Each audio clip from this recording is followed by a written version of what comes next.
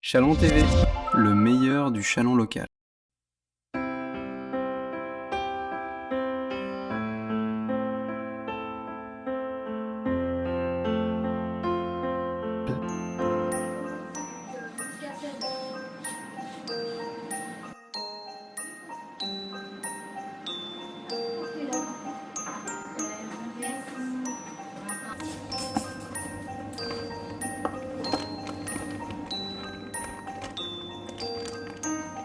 Ça c'est notre crème brûlée amande noisette en insert.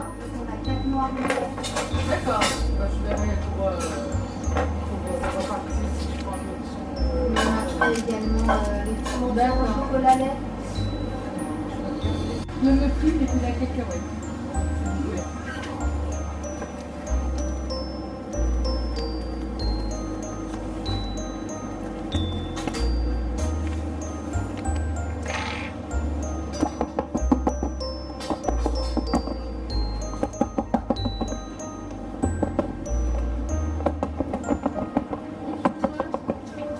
Bonjour. Là je viens remettre de la mousse pour fermer.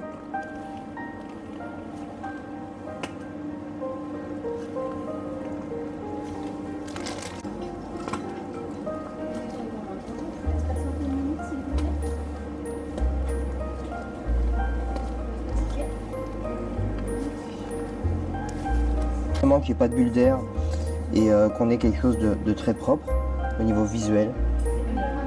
Voilà, et après on viendra mettre notre biscuit chocolat avec notre croustillant amande noisette qu'on réalise nous-mêmes bien évidemment. Donc on a cette belle mousse chocolat noir intense 64% avec cette belle crème brûlée très gourmande en bouche, amande noisette. On vient vraiment qui va apporter de la mâche aussi, de la gourmandise.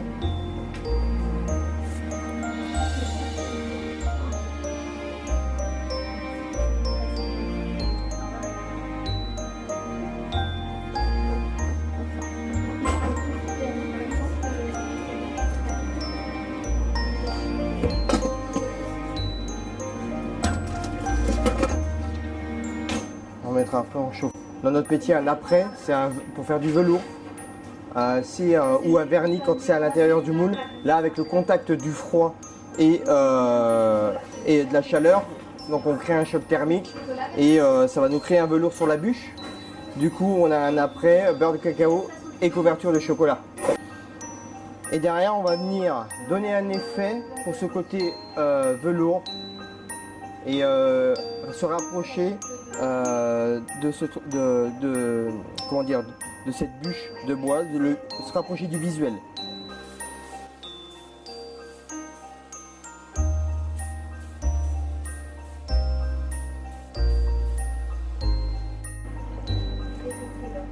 Voilà, donc là on a notre bûche signature au coin du feu.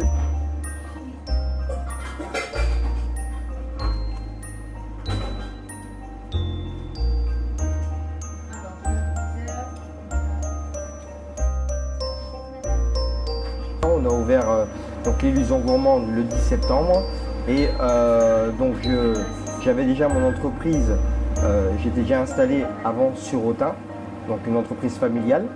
J'avais repris en 2015, que j'ai fermé en 2022 et aujourd'hui, donc le 10 septembre, j'ai décidé de me réinstaller dans cette belle ville de Chalon-sur-Saône.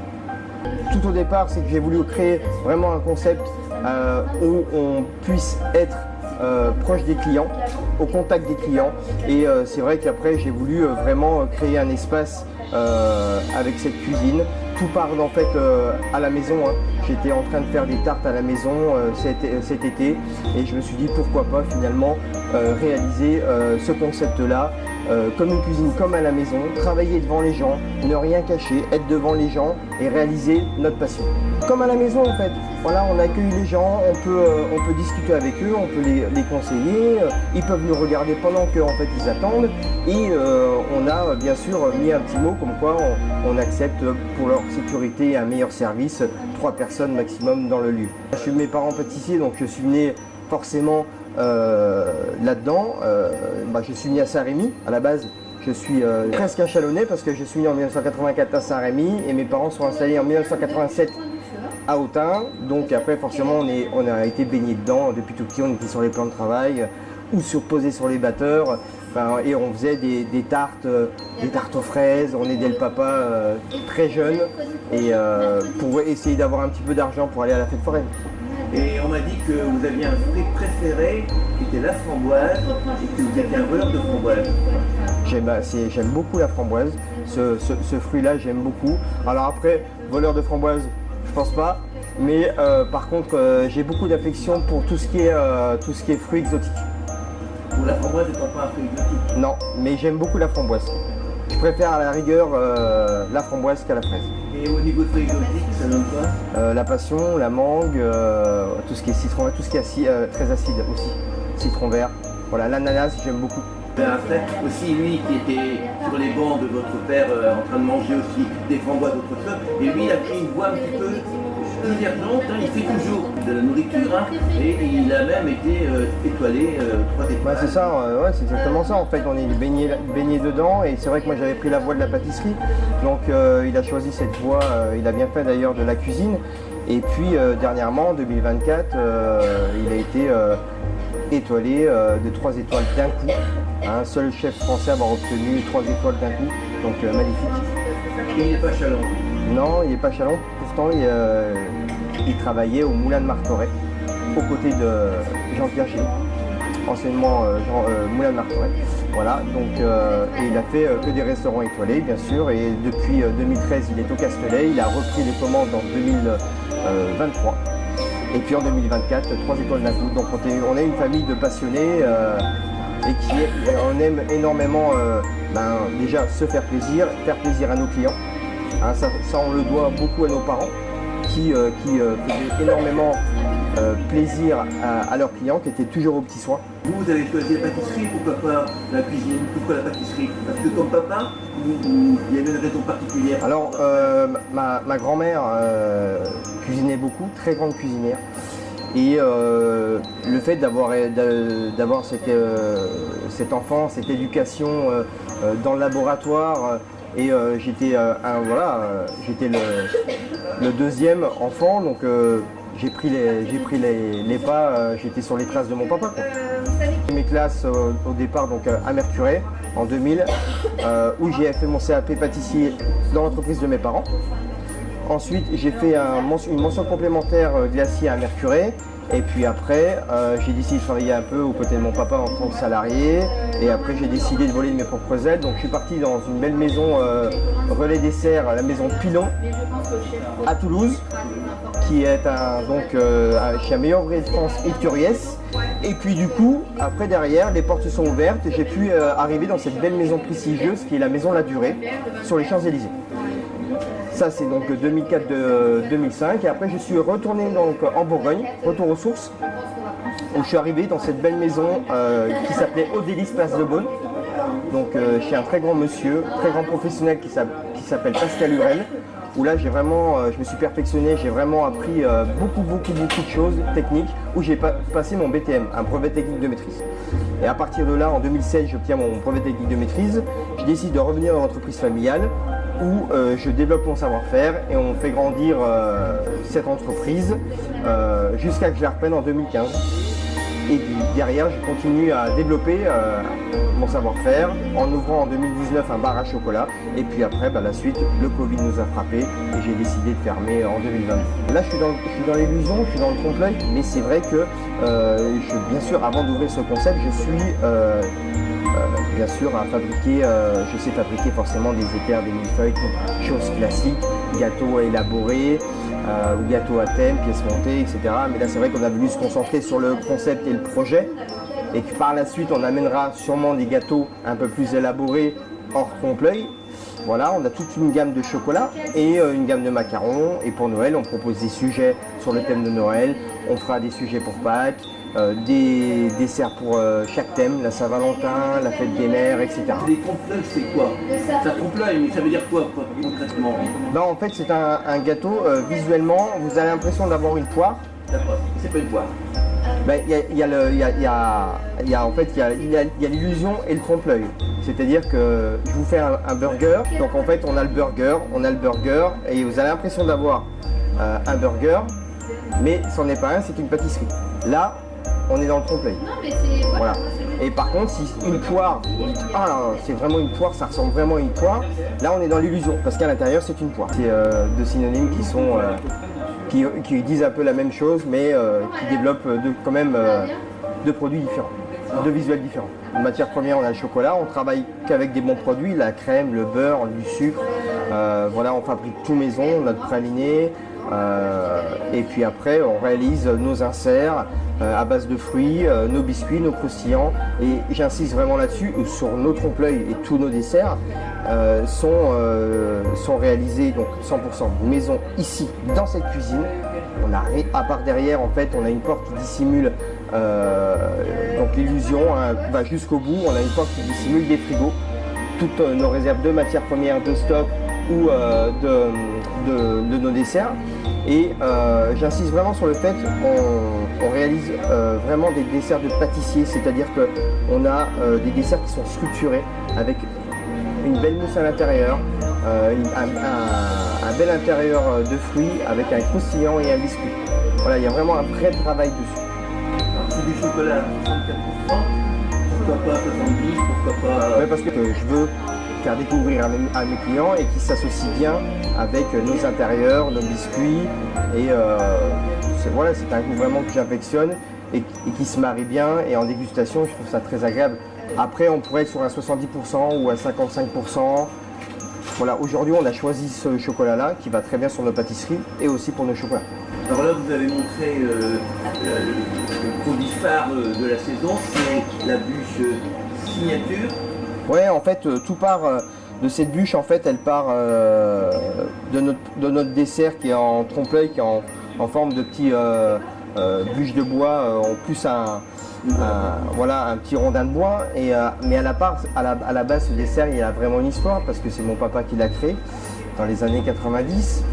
Donc, il s'appelait le dessert Le Ferré. Et qu'il avait un biscuit, autour aux amandes avec un petit glaçage dessus. Au fil des années, je l'ai revisité et quand j'ai repris après mon entreprise, l'entreprise familiale en 2015, je l'ai appelé l'Aurélien. Et ensuite, il nous a suivis jusque-là. Il s'appelle l'Aurélien. Mais pour l'occasion, pour cette bûche, on n'a pas voulu l'appeler l'Aurélien vu qu'elle est en forme vraiment de bûche de bois. On l'a appelée au coin du feu. Voilà, on trouvait ça plus sympathique. Donc c'est la bûche signature au coin du feu. C'est ça, c'est la bûche signature Aurélien au coin du feu. C'est ça, c'est exactement ça. Et donc c'est un produit qui vend beaucoup. C'est quoi le produit le plus vendu?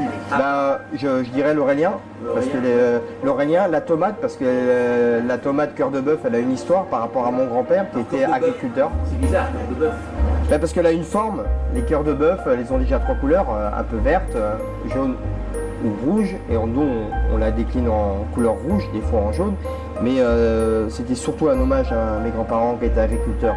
Donc on a eu une mousse très légère mascarpone vanille avec un insert fraise basilic, et puis on a un biscuit d'olive amande basilic, voilà, donc avec cette coque très fine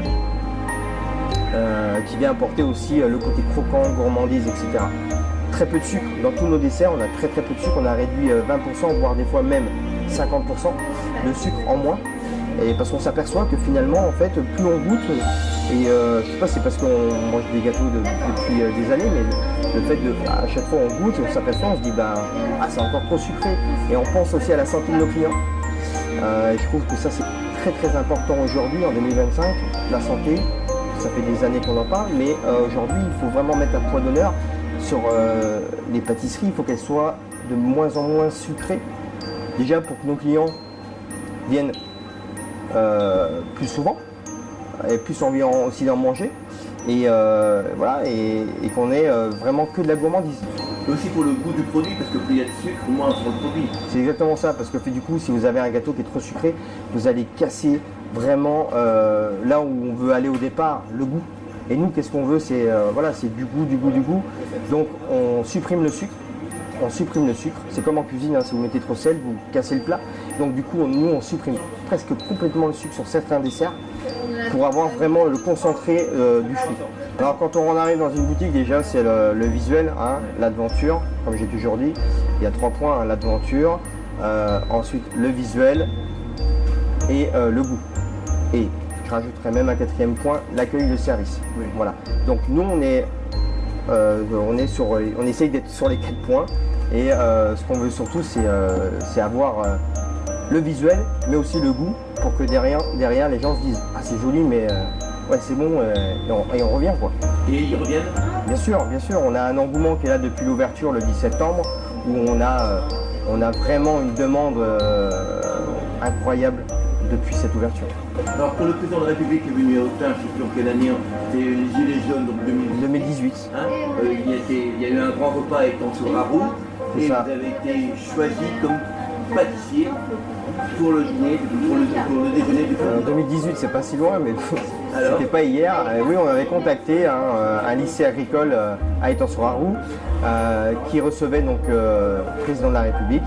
Et on a été donc appelé pour réaliser un buffet de dessert aux couleurs donc, de la France.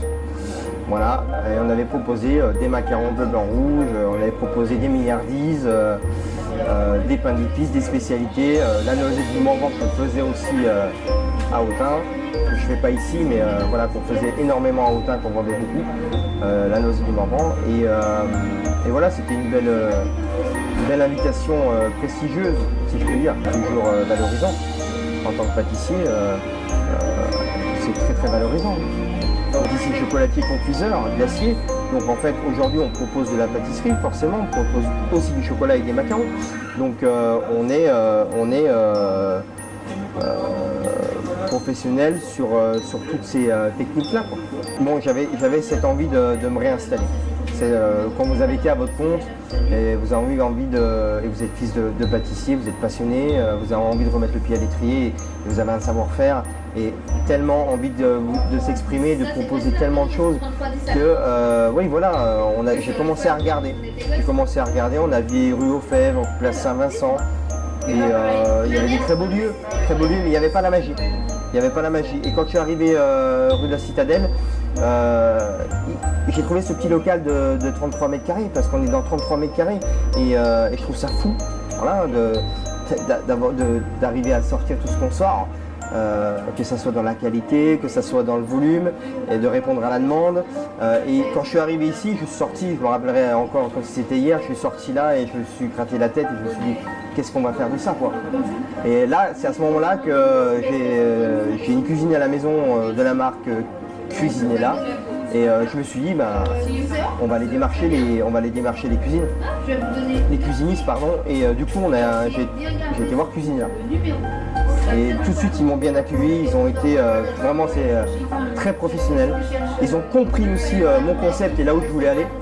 Et on a pendant des mois travaillé ensemble pour que tout soit fonctionnel et qu'on puisse mélanger le côté pro, le matériel professionnel et la cuisine comme à la maison. L'équipe de Cuisinella et que je les remercie énormément déjà pour leur accompagnement, déjà pour la collaboration, le partenariat, l'accompagnement de ce projet-là et c'est surtout le professionnalisme qui est complètement fou.